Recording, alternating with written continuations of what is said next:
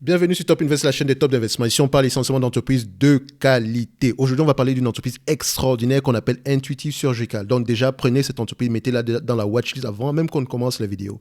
D'accord? Parce que c'est une entreprise de qualité. Alors, que fait l'entreprise? L'entreprise ici vend, elle vend du matériel médical. D'accord? Précisément un robot qu'on appelle le Da Vinci.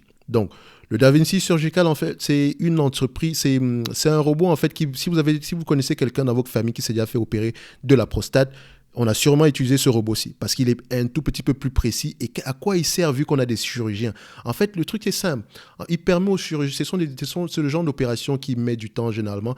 Et le chirurgien, en fait, s'il fatigue, ça peut, enfin, on ne le souhaite pas, mais il y a des risques qu'il fatigue. À la fin de la journée, ici, en utilisant le Da Vinci, il est correct, dans le sens où c'est moins fatigant, c'est plus reposant et c'est plus précis. Sur la fin de la journée, ils vendent ce robot-là qui coûte je pense que ça coûte des millions de dollars, ça coûte quelques millions de dollars pièce, sinon quelque chose par là. Mais ce n'est pas le robot en lui-même qui donne de l'argent.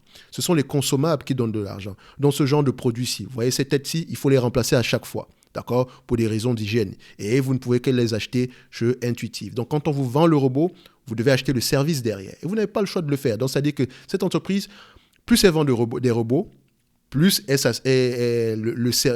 est certaine d'avoir un certain niveau de service chaque année. Et c'est ça le vrai business, qu'on appelle le razor blade. D'accord? Donc, ce n'est pas le robot qui coûte cher. Ce sont les consommables qui rapportent de l'argent. Le robot, en termes de marge, il ne marche pas à des niveaux élevés. C'est le robot qui rapporte de l'argent. Et quel est l'avantage derrière? C'est que quand vous avez entraîné un chirurgien sur votre modèle, sur votre robot, d'accord, quel est l'avantage pour lui d'aller se former pour utiliser un autre robot? Soit à la fin de la journée, il y a un coût de commutation qu'il faut prendre en considération, ce qu'on appelle généralement le switching cost. Donc, voilà l'avantage compétitif de cette entreprise-là. Une fois que ça s'est dit, ici, vous savez que mon analyse est toujours basée sur des éléments simples. Hein. Je recherche des revenus stables, une croissance stable, un free cash flow stable, des PER moyens, une dette nette et on va regarder la qualité des dividendes si dividende il y a. D'accord? Donc, déjà, je vais vous montrer les chiffres. D'accord? Déjà, une compagnie pareille, on commence par le gross margin. Normalement, on va regarder la marge brute ici. Quelle est la marge brute qu'on a généralement d'habitude sur ce genre de compagnie ici? Avant même qu'on arrive au niveau des revenus, vous allez voir ceci. Regardez la marge brute. Magnifique. Très stable. On a une marge brute de près de 70% en termes de marge brute. Quand vous regardez les revenus ici sont croissants depuis plusieurs années. En termes de volume de croissance, ici, la vélocité aux alentours de combien?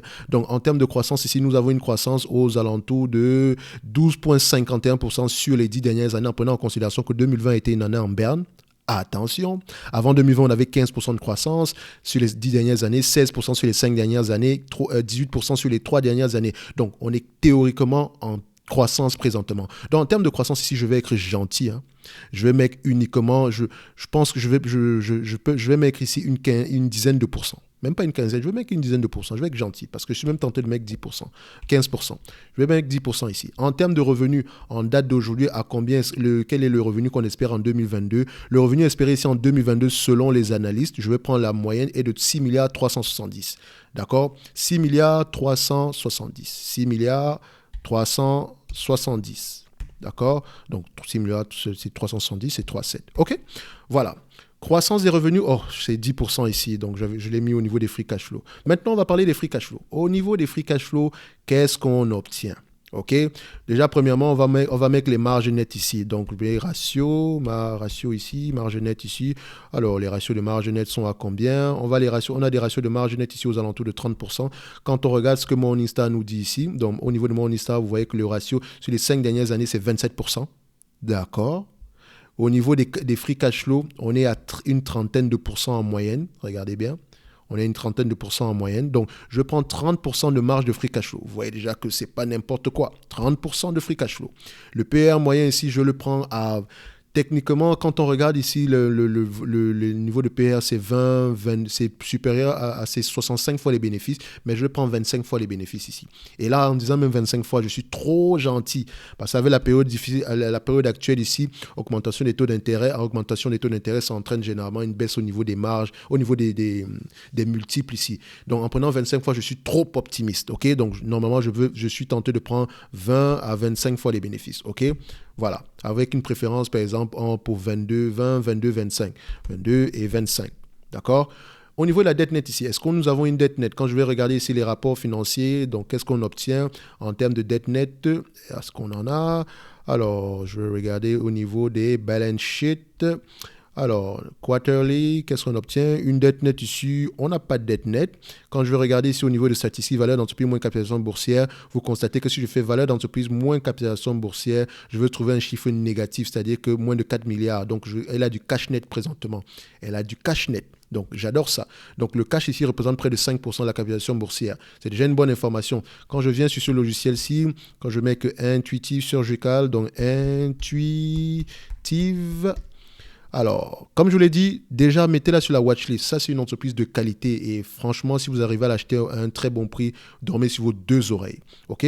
Donc, ici, on avait choisi les PER. D'accord? Donc, je vais mettre 20, 22 et 25. D'accord? 25. Maintenant, ici, je regardais la dette nette et là, plutôt du cash net, on met près de 8 milliards ici. Donc, là, on va peut-être prendre en considération qu'il faut le prendre avec des pincettes. Je n'ai pas vérifié pourquoi est-ce qu'on a 8 milliards. Peut-être qu'il y a également une partie où ils investissent. Il y a peut-être des investissements dans d'autres entreprises, dont l'entreprise ici. Donc, ce logiciel, si le comptabilise ainsi. Donc, je vais juste vérifier ici au niveau du décompte, qu'est-ce qu'ils prennent en considération exactement. Ils ont des investissements dans d'autres entreprises. Donc, à la fin de la journée, c'est de la liquidité. Donc, quand on regarde ici sur ce logiciel-ci, qu'est-ce qu'on obtient? Donc, juste pour toujours vérifier les informations partout ailleurs. Donc, ils mettent peut-être 1 milliard ici. Je ne sais pas sur quoi ils se basent. Donc, alors, je n'ai pas vérifié les rapports financiers ici, mais on va leur donner le bénéfice du doute. On va leur accorder le bénéfice du doute de toutes les façons. De toutes les façons, on a sous-estimé déjà la croissance. Donc, vous voyez qu'on est assez correct au niveau de la protection. OK? Donc, on a tous les éléments nécessaires pour notre analyse. OK? Donc, on va mettre ici, parce que ce logiciel nous dit à peu près 8 milliards 400. Donc, on met le 8 milliards 400 ici. Correct. Donc, le dividende, on va y revenir. Donc, ici, quand on prend 6 milliards 370, d'accord, 30% de ce montant-ci, ça représente combien? 30% de ce montant-là, c'est à peu près 1 milliard 911. OK? Je vais mettre ici 1 milliard 911. OK? Donc, 1 milliard 911. Sans prendre en considération la croissance. Hein. On met déjà ça sans croissance. 1 milliard 911, 20 fois les bénéfices, plus le cash net divisé par le nombre d'actions, ça donne ici 129, 130 $ l'action. Quand vous prenez 22 fois les bénéfices, toujours le même calcul, 140 $ l'action. 25 fois le bénéfice, toujours le même calcul, on a à peu près 156 $ l'action. Par rapport au prix actuellement, on va se dire que l'entreprise serait un tout petit peu surévaluée. D'accord? Comme je vous l'avais dit, j'ai une préférence pour 25 fois les bénéfices. Donc, on se dira que l'entreprise est un tout petit peu surévaluée si on ne prend pas en considération la croissance. Et c'est là où tout change. Parce que si on ne prend pas en considération la croissance, voilà, on est à 210 $ l'action ici. D'accord? C'est un peu élevé normalement. Idéalement, ici, ici on nous dit qu'on peut 156 $ l'action serait un prix correct si on ne prend pas en considération la croissance. OK.